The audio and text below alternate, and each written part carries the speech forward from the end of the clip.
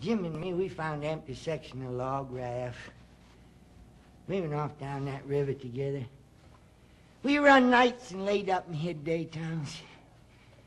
We just let that raft float wherever the current wanted it to. It's lovely to live on a raft.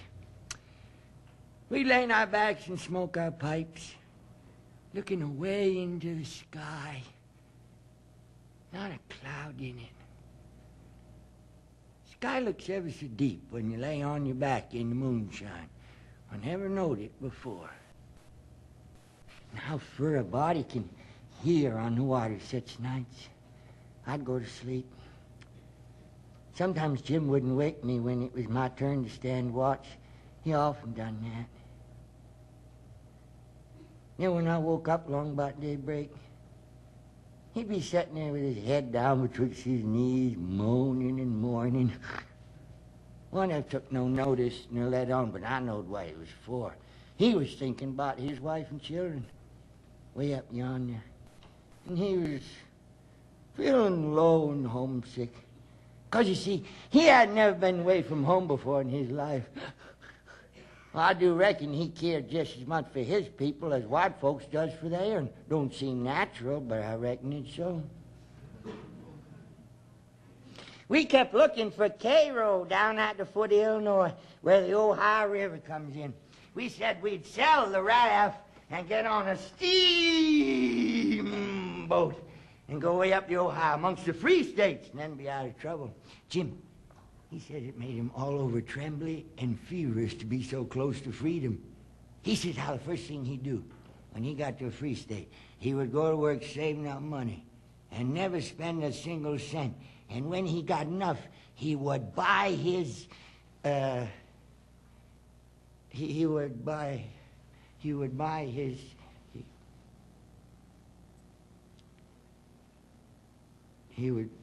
his wife, which was owned on a farm near Miss Watson.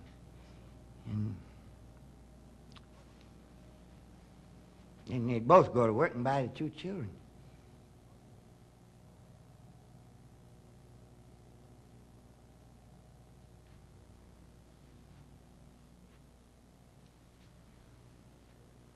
And if their master wouldn't sell them, he'd get an abolitionist to go and steal them. Well, it most froze me to hear such talk. Well, Jimmy would never dare talk such talk in his life before, coming right out flat-footed and saying that he would steal his children. Children which was owned by a man I didn't even know. Man who had never done me no harm. You see, I was going to get it through my head that he was most free. And who was to blame for it? Me. It had never come down to me before what this thing was that I was doing. My conscience got to stirring me up hotter and hotter, and finally I says it all lit up on me, will you? I'll paddle ashore at the first light and tell. Pretty soon one showed. Jim, he got all excited because he thought it was Cairo. But I says, no, let me paddle ashore in the canoe and see, Jim. It might not be, you know. Well, then he got the canoe ready for me and give me the paddle, and I shove out. And when I was about 50 yards off, he calls out, "There you goes. The old true Huck. The only white gentleman that ever kept his promise to old Jim." I just felt sick. Here I was paddling off all in a sweat to tell on him, but when he says that, it just kind of seemed to take the tuck right out of me. And I weren't right down certain whether I was glad I started, whether I weren't. I says to myself, I got to do it. I can't get out of it. Right then along comes a skiff with two men in it, with guns. And they stop, and And I stop, and one of them says, "What's that yonder?" "A piece of raft." "You belong on it?" "Yes, sir." "Any men on it?" "Only one, sir." "Well, there's 5 niggers run off tonight up yonder around the head of the bend. Is your man white or black?" "He's white." They went off.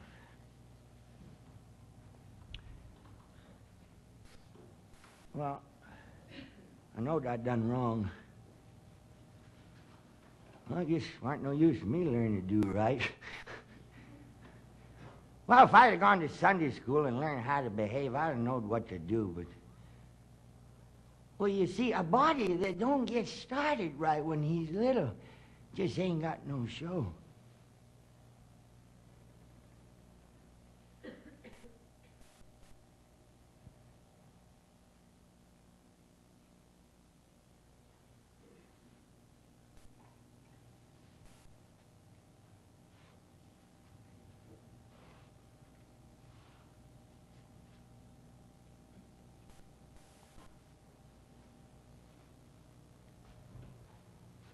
Then I says to myself, hold on. If you'd have done right and give Jim up, would you feel better than you do now? Well, no, I says, I'd feel bad. I'd feel the same way I do right now.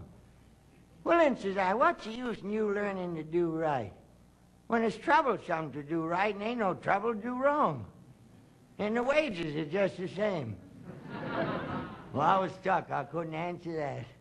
So I just shoved the whole thing right out of my head. And I said I would take up wickedness again, which is in my line, being brung up to it. And for a starter, I would go to work and steal Jim out of slavery. And if that meant I was going to hell, then I would just go to hell.